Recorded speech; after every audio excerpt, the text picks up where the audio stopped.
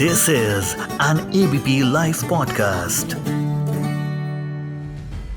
उत्तराखंड के लिए विशेष कि आज ये जो हमारा कानून है ये बन गया है। आज समान नागरिक संहिता का विधेयक पारित हो गया है। जल्दी ही महामहिम राष्ट्रपति को जाएगा और राष्ट्रपति जी को जाने के बाद जैसे ही वापस आएगा राज्य के अंदर हम इसको लागू करने के लिए जो भी समस्त औपचारिकताएं वो पूरी करेंगे। भारतीय समाज में लिव इन रिलेशनशिप का मुद्दा हमेशा से आलोचना का शिकार रहा। पिछले साल हुए श्रद्धा वालकर हत्याकांड के बाद तो इस पर और भी गंभीर सवाल उठने लगे, लेकिन उत्तराखंड सरकार ने अपने समान नागरिक संहिता में लिव इन रिलेशनशिप में जाने वाले लोगों के लिए जो नियम और शर्तें प्रस्तावित की है वो ऐसे रिश्तों की कामना करने वाले हर युवा को 10 बार सोचने पर मजबूर करेगा। इस बिल के प्रस्ताव को क्या लड़कियों की हिफाजत करने वाला माना जाना चाहिए? क्या बाकी राज्यों को भी इस तरह का बिल नहीं लाना चाहिए? क्योंकि सवाल ये उठता है कि अगर लिव इन रिलेशनशिप को सुरक्षित बनाने के लिए इसे शादी जैसे नियमों के कानूनों में बांध दिया जाएगा तो फिर शादी और लिव इन में अंतर क्या रह जाएगा? और इस पर हमारे साथी व्यालोक पाठक ने सुप्रीम कोर्ट के वकील शशांक देव शुद्धि से बातचीत की। संवाद में आइए सुनते हैं पूरी चर्चा। उत्तराखंड देश का पहला राज्य बन गया है जहां यूनिफॉर्म सिविल कोड लागू हो गया है। कल मुख्यमंत्री पुष्कर धामी ने उसे टेबल कर दिया। कुछ ही दिनों में कानून लागू हो जाएगा। इसका विरोध भी हो रहा है, समर्थन भी हो रहा है और इसकी कई सारी बातों को लेकर भ्रम की भी स्थिति है। लेकिन इसमें सबसे बड़ा मुद्दा जो बन रहा है वह बन रहा है कि अगर आप लिव इन में रह रहे हैं तो आपको रिपोर्ट करनी होगी, वरना आप पर कानूनी कार्रवाई हो सकती है। सर, हमें जरा इस पूरे मसले पर विस्तार से बताइए कि ये लिव इन वाला क्या कानून है और लिव इन और पत्नी में क्या डिफरेंस रह जाएगा? देखिए, यूनिफॉर्म सिविल कोड एक बहुत महत्वाकांक्षी कानून है, क्योंकि भारतवर्ष एक ऐसा देश है जिसमें हर जाति हर धर्म के लोग रहते हैं और हर जो जाति है, हर धर्म जो है, हर धर्म का अपना एक पर्सनल कोड होता है। मुस्लिम का अलग पर्सनल कोड है शादी और विवाह के लिए, हिंदू का अलग कोड है और कई ऐसे जाति हैं, धर्म हैं जिनके अलग अलग कोड हैं। पर्सनल कोड जिसको बोलते हैं, जो पर्सनल लॉ के रूप में जाना जाता है भारतवर्ष में।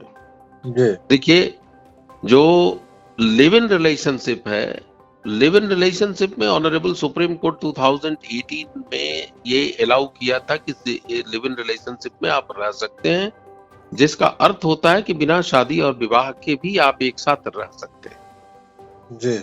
केवल एक परमिशन है रहने का, उनका कोई अधिकार नहीं है जी। जैसे कोई अधिकार क्लेम नहीं कर सकते। हाँ, डोमेस्टिक वायलेंस एक्ट में अगर आपके कोई महिला के साथ अत्याचार किया जा रहा है तो डोमेस्टिक वायलेंस के कानून के अंदर जो है उस परिधि में आता है। ऐसे देखिए तो लिव इन रिलेशनशिप फिजिकली रहने का एक अधिकार है जी, इससे ज्यादा नहीं है।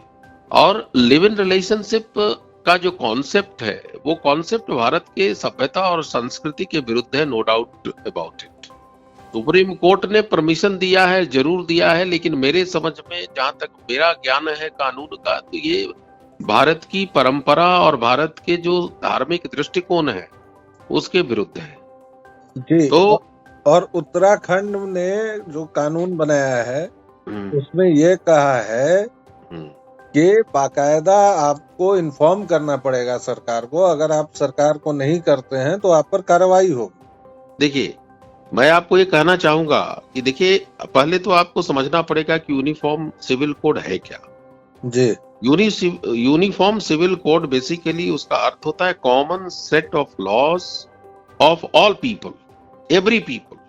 और चूंकि मेरा देश जो है यूनियन ऑफ स्टेट्स है तो हर स्टेट का अलग अलग लॉ होता है। जहां तक पर्सनल लॉ के पर्सनल जो लॉ माना जाता है, जैसे हिंदू लॉ हो गया, मुस्लिम लॉ हो गया, तो हर स्टेट अपने अपने तरीके से उसकी व्याख्या कर सकता है। तो चूंकि ये स्टेट लिस्ट में आता है तो हर स्टेट को अधिकार है कि एक अलग कानून बनाया जाए। और दो, सुप्रीम कोर्ट ने ये दिया है कि आप रह सकते हैं, लेकिन ये स्टेट का काम है कि उसको किस तरीके से उसको वहां लागू करता है। लेकिन ये नहीं कहा गया है उत्तराखंड सरकार ने कि आप नहीं कर सकते हैं। ये तो जो सुप्रीम कोर्ट जो स्पिरिट में बोला है तो वो तो उत्तराखंड सरकार भी मान रही है, लेकिन उसने एक क्लॉज लगा दिया कि आपको रिपोर्ट करना हो जी। तो ये राज्य सरकार के दायरे में आता है। राज्य सरकार इसके लिए फ्री है कि कोई भी टर्म्स एंड कंडीशन लगा सकती है, क्योंकि लॉ एंड ऑर्डर और जितने भी इस तरह के मुद्दे हैं वो स्टेट के क्षेत्राधिकार में आता है।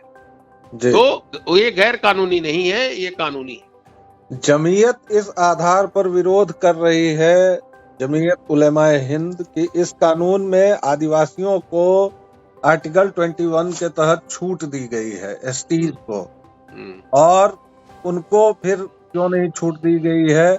आदिवासियों को अगर छूट दी गई है तो मुसलमान और अधिक नहीं भड़केंगे इससे? देखिए, हर जो लेजिस्लेचर कानून बनाता है तो वो कानून तभी कानून होता है जब कोर्ट का अप्रूवल होता है। तो आपको मैं बताना चाहता हूं कि कोई भी कानून का विरोध होगा, नो डाउट अबाउट इट। कुछ लोग संतुष्ट होंगे, कुछ लोग असंतुष्ट होंगे। अब कोई व्यक्ति का ये कहना है कि एसटी को क्यों छोड़ा गया और हमको क्यों नहीं रखा गया, इस तरह के जो शिकायतें हैं वो रहेगी। मैं इस संबंध और संदर्भ में एक बात बताना चाहूंगा कि कानून में बहुत सारे ऐसे प्रावधान बनाए जाते हैं जिसके अनुसार कुछ लोगों को फायदा दिया जाता है, तो निश्चित है दूसरे लोग, कुछ लोगों को उससे नुकसान भी होता है। कानून तो कभी इक्वल हो ही नहीं सकता है। अब जैसे मैं बताता हूं आपको, रिजर्वेशन की पॉलिसी है, रिजर्वेशन की पॉलिसी भी तो अनइक्वल चीज है, लेकिन संवैधानिक है, क्योंकि सुप्रीम कोर्ट ने उसको संविधान के अनुसार माना है। तो कानून का अर्थ है कि कानून ये जानता है कि हमारे जो पॉपुलेशन है, हमारे जो जनता है, उसके लिए क्या सही है और क्या गलत। जहां तक एसटी को ये छूट दिया गया है, तो चूंकि ये बिल को पढ़ना पड़ेगा कि आखिरकार किन परिस्थितियों में राज्य सरकार ने एसटी कम्युनिटी को इसमें एग्जम्प्ट किया है, फ्री किया है, बिना, क्योंकि अभी ये बिल है, मेरे अनुसार अभी कानून नहीं बना है, नोटिफाई नहीं हुआ है जी, नोटिफाई नहीं हुआ है जी हाँ। तो ये बिल है, अभी तो बहुत सारे प्रावधान इसमें आ सकते भी हैं, जुड़ भी सकते हैं। तो ये तो अभी बड़ा ही सैसवा अवस्था में ये चीजें हैं, और हमारा देश प्रजातंत्र है और प्रजातंत्र में विरोध करने का सभी का अधिकार है जी। तो मेरा ये कहना है कि जब तक ये कानून नहीं बन जाए तब तक जो है किसी भी चीज को परमानेंट नहीं मानना चाहिए। इसमें सुधार भी हो सकते हैं, लेकिन मेरा ये कहना है कि सरकार अपने लीगल फ्रेमवर्क में है कि कोई भी कानून जो है किसी को एग्जम्प्ट कर सकती है, लेकिन वो संवैधानिक दायरे में रह करके ही करेगी। संविधान जो है डिस्क्रिमिनेट करने का अधिकार नहीं देता है। अगर एसटी कम्युनिटी को इसमें एग्जम्पशन और फ्रीडम दिया गया है तो कुछ न कुछ उसका आधार होगा। अब किस प्रकार का आधार होगा वो कानून के पढ़ने के बाद होगा। तो मैं समझता हूं कि इसमें कोई गलत नहीं है जी। ये भी हो सकता है कि वो बड़े पिछड़े वर्ग हैं, पिछड़े हुए लोग हैं, उन वंचित हैं, मार्जिनलाइज्ड हैं, समाज के मुख्य धारा में नहीं हैं, कई कारण हो सकते हैं इस तरह का जो है धारा और उपबद्ध बनाने का। तो मैं समझता हूं कि सारी चीजों को पढ़ने के बाद जो है, क्योंकि ये बिल बड़ा ही आरंभिक विषय है और आरंभिक विषय में विरोध कर सकते हैं, लेकिन ये आपको मानना होगा ना कि हमारे यहाँ जो है रिलीजन जो है, आप पर्सनल मैटर्स होता है जैसे marriage, divorce, adoption, inheritance, succession, सब धर्म का अलग अलग है जी, सब धर्म का अलग अलग है जी। और जितने भी रिलीजियस कम्युनिटीज इंडिया में हैं are governed by personal laws जी। ठीक है।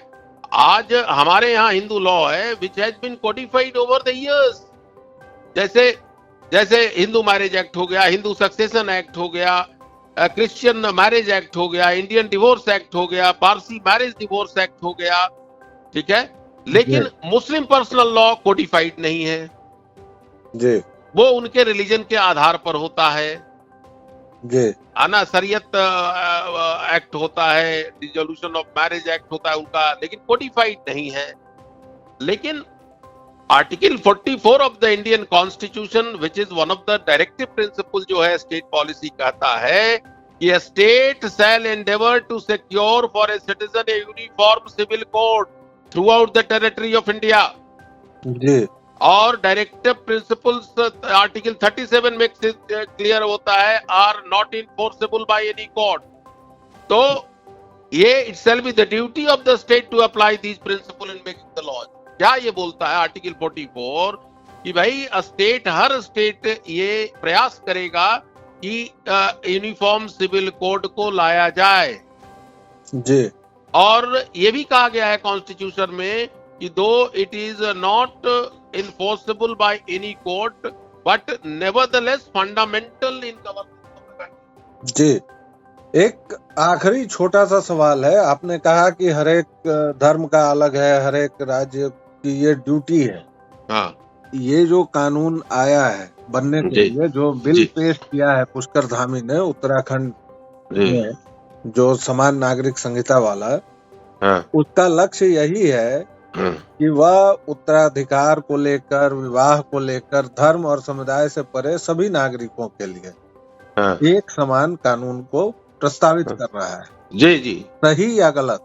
पूरी तरह अच्छी चीज है। वो भारत के संवैधानिक के जो लिखा हुआ है उसको इम्प्लीमेंट करने का प्रयास है। जी। ये बहुत ही अच्छा लॉ है और ये होना चाहिए। जी, बहुत बहुत धन्यवाद सर, आपने हमसे विस्तार से इतनी बातचीत की, इसके लिए thank you very much. Thank you. This is an ABP Life podcast.